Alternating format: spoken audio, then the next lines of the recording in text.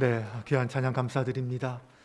2022년이라는 거친 이 바다를 주님과 함께 믿음으로 승리하고 걸어가는 저와 여러분 되시기를 주님의 이름으로 축원합니다.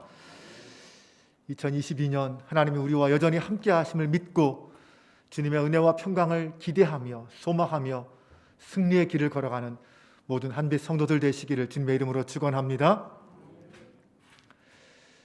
지난 2년간은 코로나19의 팬데믹 속에서 국가도 개인도 교회도 많은 고난과 아픔을 겪어야만 했던 힘든 시간들이었습니다. 특히 교회는 이 코로나의 광풍 속에서 아무것도 준비되지 못한 채 전혀 상상하지도 못했던 혼란과 고통의 시간들을 보냈습니다. 아마 후대의 사가들이 교회의 역사를 정리할 때면 2020년과 2021년은 교회사에서 가장 어려웠던 해로 기록할 것입니다. 하지만 언제까지 우리가 이런 코로나 이야기만 하면서 여기에 머물러 있어야 합니까? 그럴 수는 없습니다. 그러다 보니 사람들은 위드 코로나를 이야기하고 일상 회복을 말합니다. 또 코로나 이후에는 어떻게 준비해야 할까? 그런 이야기도 합니다. 그럼 교회는 이런 시대적 환경적 상황 속에서 어떻게 해야 할까요? 저는 이제 우리 교회는 비욘드 코로나, 코로나를 넘어서서 코로나라는 그 환경을 초월하여 코로나 그 이상을 향하여 가야 할 때다라고 믿습니다. 우리의 눈은 코로나에 머물러 있는 것이 아니라 코로나 너머에 있는 하나님과 그 하나님 나라를 바라보아야 한다는 것입니다. 그런 의미에서 1월 한 달간은 비욘드 코로나라는 주제로 말씀을 드리려고 합니다. 오늘은 첫 번째 시간으로 다시 복음으로라는 제목으로 말씀을 드리겠습니다. 새해 우리가 처한 삶의 환경은 결코 쉽지 않습니다. 국가적으로 보면 우리나라는 G2 국가인 미국과 중국의 틈바구니에서 이러지도 못하고 저러지도 못하는 함정에 빠져 어려움을 겪고 있습니다. 더구나 우리나라는 아직도 갈등 공화국으로 남아 있습니다. 2016년 기준으로 OECD 국가 중에서 갈등 지수가 3위를 차지하고 있습니다. 진보와 보수의 갈등, 가진 자와 못 가진 자의 빈부 갈등, 노동자와 고용주 간의 노사 갈등, 노인과 젊은이들의 세대 갈등, 정부와 국민의 갈등, 종교 간의 갈등, 더구나 요즘은 2030 세대들 사이에서 일어나는 남성과 여성의 젠더 갈등 등 어디를 가나 이 갈등이 없는 곳이 없습니다. 삼성경제연구소에 따르면 지금 우리나라는 GDP의 약 27%, 국민 1인당 약 900만 원에 해당하는 총 264조 원의 비용을 갈등 관리 비용으로 지출하고 있다고 합니다. 우리의 상상을 초월하죠. 그렇다면 이 갈등 공화국에 사는 우리 교회는 어떻습니까? 본래 교회는 언제나 위와 아래 그리고 좌와 우의 그 중심에 서서 이 갈등과 분열을 치유하는 치유 공동체였습니다. 그런데 지금 교회는 갈등의 당사자가 되었습니다. 갈등을 조장하고 분열을 일으키는 것이 안타깝게도 교회도 빠지지 않습니다. 어쩌다가 우리 교회가 이런 모양이 되었을까요? 너무나도 안타깝고 답답한 현실입니다. 지금 우리는 시대적, 사회적, 경제적으로 어려운 시대지만 이 교회적으로도 암흑 같은 시대를 살고 있습니다. 이런 암흑의 시대에 그런 수많은 갈등과 문제가 많은 이 시대, 이 세상을 어떻게 치유할 수 있을까요? 교회는 이 시대의 희망이 될 수 있을까요? 저는 교회가 아직도 이 시대의 희망의 등불이라고 믿습니다. 그러면 그 교회가 이 세상의 희망이 되고 진정한 치유 공동체가 되기 위해서는 어떻게 해야 할까요? 성경은 우리에게 무엇이라 말씀할까요? 성경의 대답은 의외로 간단합니다. 문제도 하나고 해결책도 하나입니다. 문제는 죄의 문제요, 해결책은 오직 예수, 오직 복음입니다. 이르시되 때가 찼고 하나님 나라가 가까이 왔으니 회개하고 복음을 믿으라. 회개하고, 죄를 회개하고 복음을 믿으라. 이것이 성경의 해결책입니다. 로마서 1장 16절에 내가 복음을 부끄러워하지 아니하노니 이 복음은 모든 믿는 자에게 구원을 주시는 하나님의 능력이 됨이라 라고 했습니다. 오직 복음입니다. 우리는 다시 복음의 불꽃을 바라보아야 합니다. 세상의 희망이 사라져갈 때 언제나 그 교회는 세상의 희망이었습니다. 온 땅이 흔들리고 무너질 때에도 언제나 교회는 세상의 버팀목이었습니다. 우리나라 선교 초기나 일제강점기에, 해방과 6.25 전쟁 이후에 그 가난했던 시절에 교회는 기쁜 소식이었고 복음이었습니다. 오늘의 위기시대에 우리 교회가 이 땅의 희망의 소식이 되고 복음이 되기 위해서 우리는 다시 복음으로 본질로 돌아가야 합니다. 다시 그 복음을 붙잡아야 합니다. 어두운 밀림 속에서 길을 찾지 못할 때에는 다른 것 다 내려놓아도 오직 나침반만은 꼭 붙잡고 있어야 하듯이 우리가 다시 이 복음만 붙잡고 이 캄캄한 밀림 같은 어둠의 세상을 헤쳐나가야 합니다. 예수님이 공생애를 시작하시던 그때도 지금 우리가 처한 상황과 그리 다르지 않았습니다. 이스라엘 백성들은 로마의 폭력 앞에 굴복할 수밖에 없었고 그들의 과도한 세금에 신음했습니다. 거짓 철학과 종교 사상들은 사람들을 더욱 피폐하게 만들었습니다. 그때 어둠이 짙게 깔린 그 팔레스타인 땅 변방의 갈릴리 지역에서 주님은 외치셨습니다. 때가 찼고 하나님 나라가 가까이 왔으니 회개하고 복음을 믿으라. 그러면 그 복음은 무엇입니까? 어떤 사람들은 복음을 예수 믿고 천당 가는 것이다 이렇게 단순하게 말합니다. 또 어떤 사람들은 우리의 몸과 마음이 건강하게 되어 금생과 내생에 온전한 구원을 얻는 것이 복음이다 이렇게 말하기도 합니다. 네, 성경에서 말하는 복음, 복된 소식, 이 기쁜 소식은 무엇입니까? 그것은 예수님이 우리를 구원하시기 위해 이 땅에 오셔서 이루어 놓으신 사건을 말합니다. 곧 예수님의 죽으심과 부활하심입니다. 사도들은 복음이란 좀 더 구체적으로 예수 그리스도 그 자체다라고 말했습니다. 예수를 그리스도로 믿는 것을 말합니다. 오직 예수님만이 그리스도요 구세주라고 믿고 고백하는 것입니다. 구원은 오직 예수님께만 있다라고 믿는 것입니다. 창조가 없는 종교, 부활이 없는 종교는 하나님을 말할 수 없고 부활을 이야기할 수 없습니다. 오늘 우리가 그 놀라운 구원의 사건 안에 있다라는 것이 얼마나 놀라운 기적 중의 기적인지 모릅니다. 세상에 수많은 기적이 있지만 내가 구원받았다는 것이 최고의 기적입니다. 복음 안에서 믿음으로 구원받고 공동체가 치유되고 세상이 달라진다는 것, 이것이 복음의 능력입니다. 그래서 사도 바울은 예수 그리스도의 복음 외에 다른 곳에 구원이 있다고 전하는 것은 거짓 복음이라고 선언합니다. 당시 세상의 중심은 로마였습니다. 로마 황제가 세상의 구원자였습니다. 그런 시대에 바울은 담대하게 로마 교회 성도들을 향하여 이렇게 선포했습니다. 내가 복음을 부끄러워하지 아니하노니 이 복음은 모든 믿는 자에게 구원을 주시는 하나님의 능력이 됨이라. 복음은 구원의 능력입니다. 모든 죄와 악을 부수고 우리를 구원하는 능력입니다.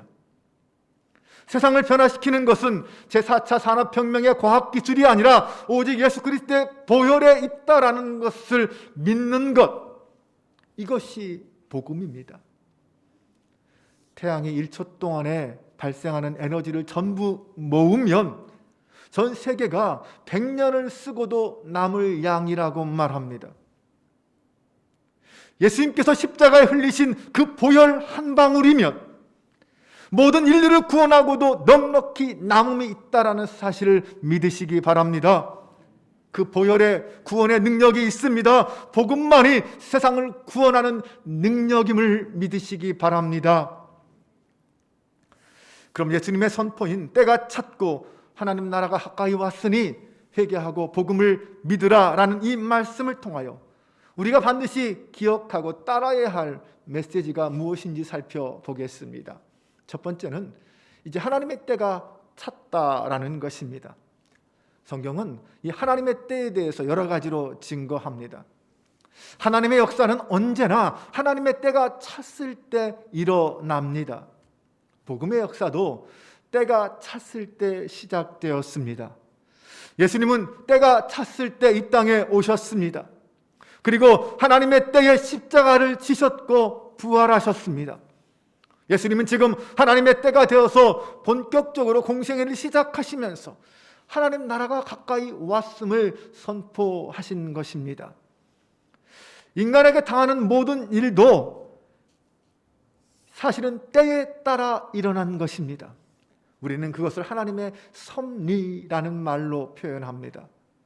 코로나 팬데믹도 우리가 원해서 일어난 것은 아닙니다. 그러나 우리가 피할 수 없게 일어났습니다. 우리에게 다가왔습니다.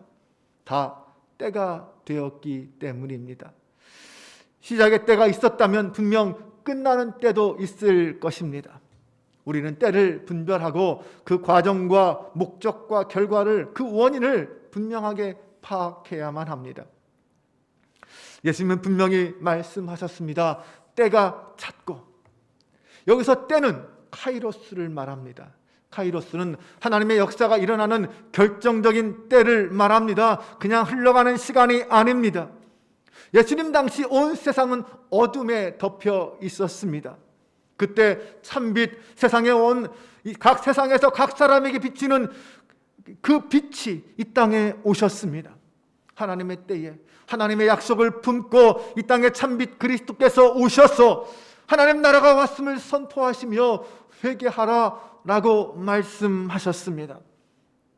예수님께서 구원을 완성하시고 그 구원의 복음을 받아들일 수 있는 절호의 기회가 지금 왔다라는 것을 우리에게 가르쳐 주신 것입니다.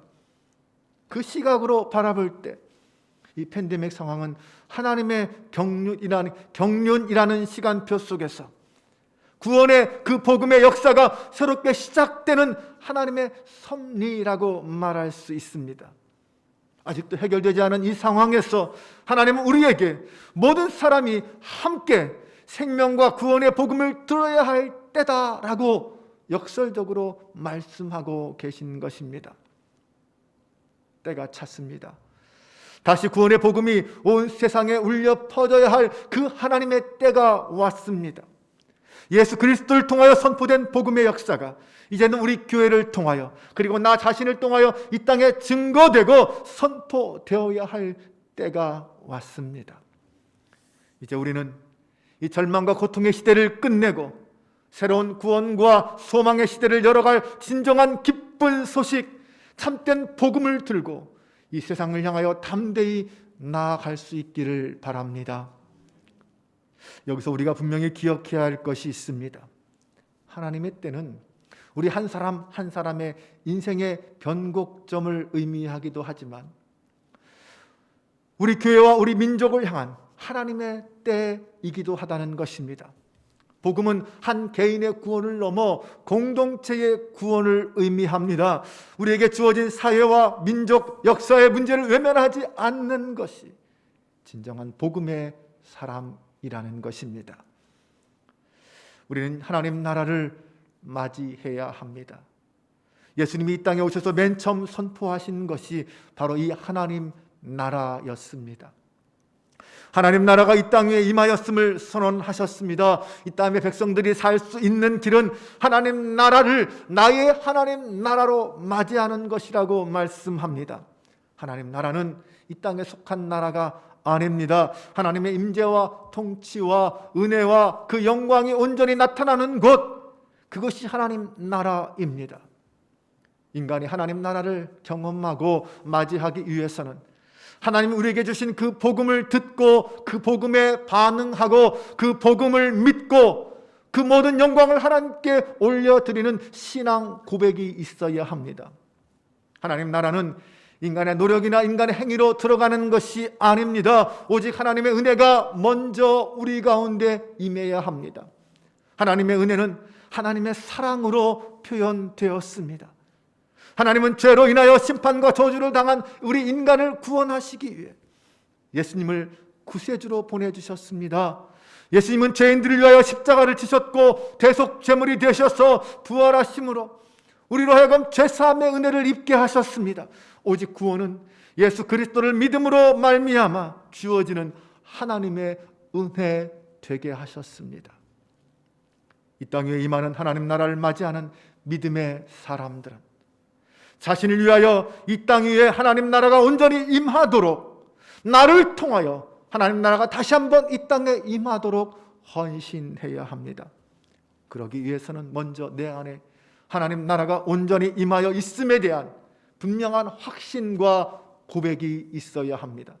그리고 먼저 우리 스스로가 이러한 질문 앞에 서서 대답할 수 있어야 합니다. 하나님의 사랑은 어떻게 우리 가운데 나타났는가?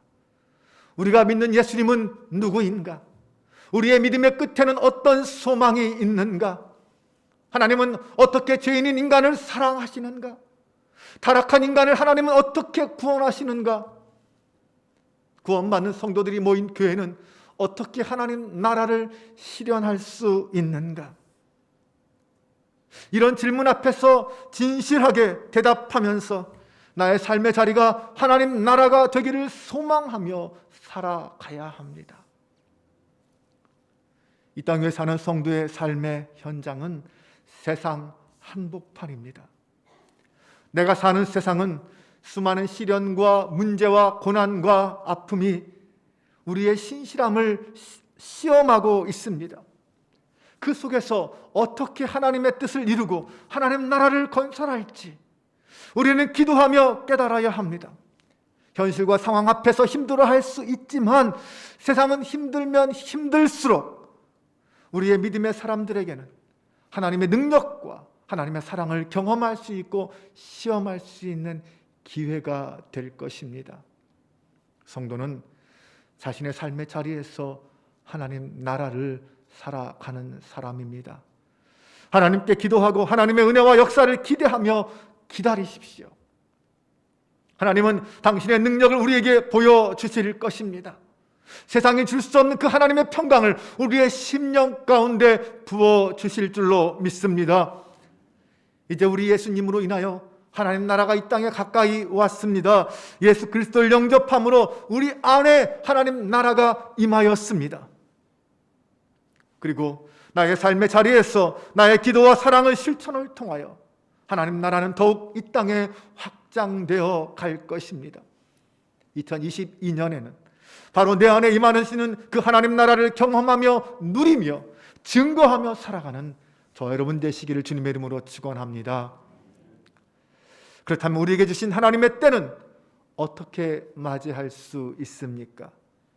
어떻게 나의 때로 나를 위한 때로 맞이할 수 있을까요? 예수님은 그 방법을 회개라고 말씀하십니다. 먼저 우리의 문제를 인간 세상에서 해결하려고 하는 것은 우리의 어리석음입니다. 우리의 문제를 우리의 힘으로 해결하려는 것은 어리석음이다. 그것을 회개하라라고 말씀하십니다. 인간은 처음 사람 아담으로부터 시작된 그 불순종의 자기 중심적 성향을 죄성과 함께 물려받았습니다. 인간이 지닌 이러한 성향은 하나님을 외면하고 거역하는 어리석음과 알량한 지성으로 세운 바벨탑 같은 과학기술의 우상에 사로잡혀서 하나님을 대적하려는 교만함을 가지고 있습니다. 그리고 하나님 없이 세상을 살아갈 수 있다고 생각하는 이 세속주의와 하나님을 찾아가는 길이 예수님 외에도 여러 가지 있다고 말하는 다원주의, 진리는 하나가 아니라는 포스트 모던 사상 등 이 혼란한 메시지와 사상들이 우리의 구원의 길을 잃어버리게 하고 있습니다. 정말 안타까운 것은 그 잃어버린 길은 우리의 힘으로는 다시 찾을 수 없다는 것입니다. 수많은 사람들이 온갖 철학과 종교와 과학 기술로 그 길을 찾고 있지만 결코 그 길은 찾을 수 없습니다. 오직 하나님께서 먼저 우리를 찾아주셔야만, 우리에게 다가오셔야만 가능합니다. 피조물인 인간의 힘으로는 불가능합니다. 하나님이 우리를 부르시고 우리가 그 부르심에 응답해야만 가능한 일입니다. 내가 곧 길이요 진리요 생명이니 나로 말미암지 않고는 아버지께로 올 자가 없느니라. 우리는 하나님의 부르심을 듣고 하나님께 돌이켜야 합니다.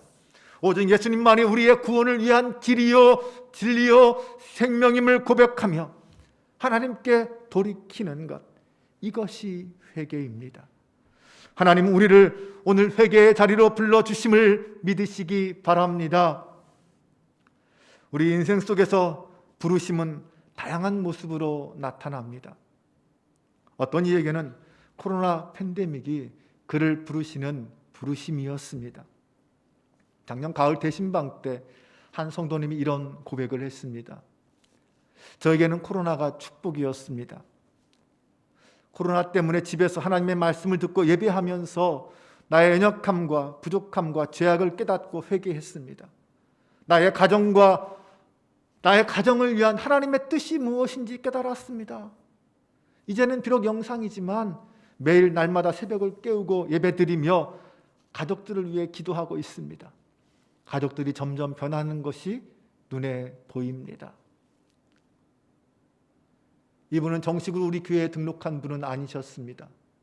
그런데 매주 감사헌금을 하고 영상으로 예배드리면서 하나님 앞에 나아가고 계신 분입니다. 오늘날 우리가 하나님 나라의 백성으로 서기 위해서 가장 먼저 선행되어야 할 것이 있다면 그것은 바로 회개입니다. 나의 드러나지 않은 불순종의 죄악들을 내어놓읍시다. 하나님 없이도 살 수 있다는 교만으로부터 돌이킵시다. 예배하지 않고도 신앙생활을 할 수 있다라는 생각, 그 착각으로부터 돌이킵시다. 오직 살 길은 하나, 우리가 살 길은 오직 하나, 회개뿐입니다. 그렇게 하나님께 회개하는 사람은 이제 믿음을 갖게 됩니다. 하나님의 말씀을 믿고 하나님을 믿습니다. 하나님이 천지를 창조하셨고 우리의 구원을 위해 예수 그리스도를 보내셨다라는 사실을 믿습니다. 하나님을 모르던 나를 하나님이 사랑해 주셔서 나를 부르셨다라고 믿습니다. 회개만이 살 길임을 믿습니다. 예수님만이 복음임을 믿습니다. 하나님의 복음은 역사 속에서 자기 백성을 구원하시려고 행하신 일입니다. 하나님께서 자기 백성을 구원하시려고 행하신 그 일들을 한번 생각해 보십시오. 창세기부터 기록된 그 창조와 타락과 구원과 회복의 역사를 보십시오. 아브라함과 이삭과 야곱을 통하여 이어진 그 하나님의 약속과 그 성취의 역사를 보십시오. 그리고 마침내 예수 그리스도를 통하여 하나님의 언약이 영원히 성취되었습니다. 예수님의 십자가 죽음과 부활하심은 복음의 증거입니다. 요한복음 3장 16절은 분명히 말합니다. 하나님이 세상을 이처럼 사랑하사 독생자를 주셨으니 이는 그를 믿는 자마다 멸망하지 않고 영생을 얻게 하려 하심이라. 이것이 복음입니다. 이 복음을 믿을 때 우리에게 구원의 역사와 능력이 나타남을 믿으시기 바랍니다. 복음을 믿음으로 구원받는 사람을 하나님의 자녀, 하나님의 백성, 성도라고 부릅니다. 하나님 나라는 하나님의 자녀가 하나님 아버지의 뜻을 따라 살아감으로 주어지는 영적 상태를 말합니다. 우리는 예수님을 믿음으로 하나님 나라에 들어갔고 하나님 나라의 백성이 되었습니다. 우리는 예수님께서 약속하신 그 메시아로 성육신하셔서 우리 죄를 대신 지어주시고 하나님 나라의 백성으로 삼아주신 그 은혜를 입은 사람이 되었습니다. 우리에게는 이제 하나님 나라의 백성이라는 새로운 이름들이 부여되었습니다.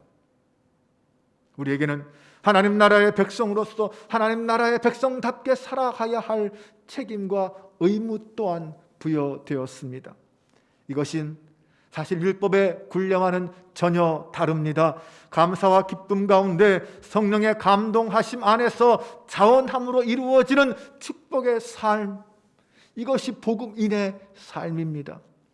하나님을 예배하고 하나님의 말씀을 배워 순종하며 서로 사랑하고 예수 그리스도의 몸된 교회를 이루어 가는 것입니다. 예수님을 닮아가는 제자도를 실천하고 영원한 본향을 소망하며 인내함으로 그 순례의 길을 걸어가는 것입니다. 이것이 하나님 나라 백성의 본분입니다. 많은 사람들이 이 코로나 팬데믹 상황에서 하나님은 정말 계시냐? 하나님이 계신다면 왜 이런 일이 벌어지냐? 왜 교회는 저 모양이냐? 이런 말들을 합니다.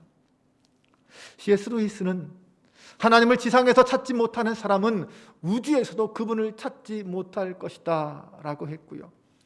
오스왈드 챔버스는 본다고 믿는 것은 절대 아니다. 우리는 우리가 믿는 것에 비추어 우리가 본 것을 해석한다 라는 말을 했습니다. 고난과 시련의 현장에서 하나님께서 우리에게 제시하시는 그 복음의 빛, 아무리 힘들고 어려워도 그 속에서 복음의 빛을 발견할 수 있는 저와 여러분 되시기를 바랍니다. 우리는 하나님 나라의 백성으로서 이 땅에서 회개하며 복음을 믿음으로 마땅히 풍성한 생명을 누려야만 합니다. 예수님께서는 공생애를 시작하시면서 하나님 나라의 복음을 선포하시며 시작하셨습니다. 그리고 제자들을 부르시고 진리를 가르쳐 주셨습니다. 복음을 선포하셨고 본인이 친히 그 복음이 되어 주셨습니다. 그리고 제자된 우리에게 그 복음을 부탁하셨습니다. 이제 복음 앞에서 우리 앞을 가로막을 그 무엇도, 그 어떤 것도 없습니다. 그 무엇도 그 누구도 우리를 주저앉힐 수는 없습니다. 오히려 지금은 하나님의 능력을 경험하고 하나님의 복음을 온 세상에 증거하고 선포해야 할 하나님의 때입니다. 지금은 비록 어려운 상황이지만 영원한 복음의 진리를 붙잡고 하나님 나라의 백성으로서 하나님 나라를 경험하며 살아가시기를 바랍니다. 그리고 그 하나님 나라의 복음의 확신을 가지고 매일매일 복음을 증거하는 성도로 살아가시기를 주님의 이름으로 축원합니다. 기도하겠습니다.